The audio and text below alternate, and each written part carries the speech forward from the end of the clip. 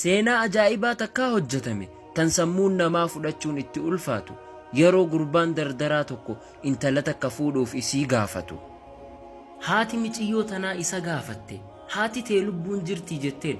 Gurbaan dardaraa kunis jeen ammoo ijaan hin agartu miiciyyoo teetirratti yaaddawin jeen.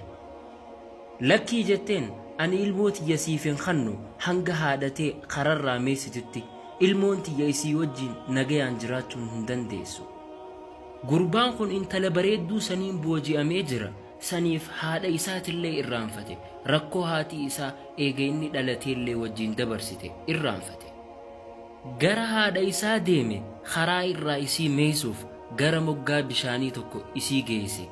Isii darbuu barbaade bishaanitti haati isaa isaan jette, yaa ilma kiyya rabbii kee sodaadhu, ani haadhateeti takkaa gama keetillee hamtuun daleeyne. Si guddiseetiin jaalalaa fi waan namni barbaadu hunda siif ta'e jecha kana isaan jette haala ijjiisii imimmaan hin guuttamte. Ammoo shayxaanni mucaa'iif jala galchee akka inni bishaan keessa darbu godhe. Haati isaa huccuu isaa isa qabde bishaan keessa haala jirtu. Mataa isii keessa tumee hanga isiin duututti. Eegas booda mucaan kun isii baasee namatti iyye akka isiin bishaan keessatti duraa kuftee duute hime. Akkasitti namni isaa wajjin janaazaa haadha isaa awwaale.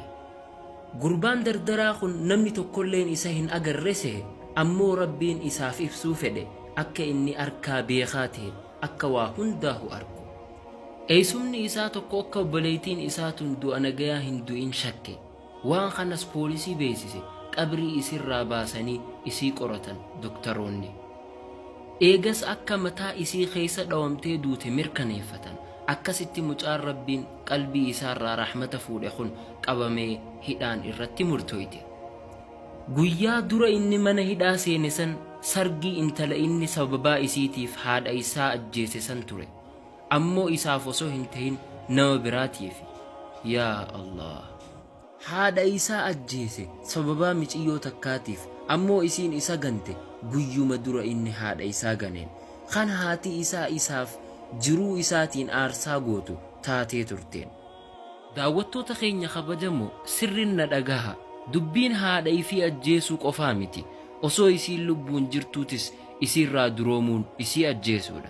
Rabbiin hojii ati hojjatte hunda guyyaa qiyaamaatiif achisiif kaaya. Haqa haadhaa fi abbaa malee. Tana ammoo rabbiin yeroo lama ittiin si qaba, addunyaa fi aakhirattis. Fedhe ani haqa haadhaa fi abbaa sitti himus haqa isaanii deebisuu hin dandeenyu, ammoo nam tokkollee isaanirratti ol fuudhuu dhabuudha, keessaafuu jaartiiwwan teenya. Dhiifamaa wajjiin seenaa tana nama beeytan hunda biraan naaf gaha. Gama waatsaappii, teelegiraam, miseenjar, iimoo, feesbuuka hundaanuu akka namuu dhagahee kan kararra jirus kararraa deebi'uuf. Jazaakum.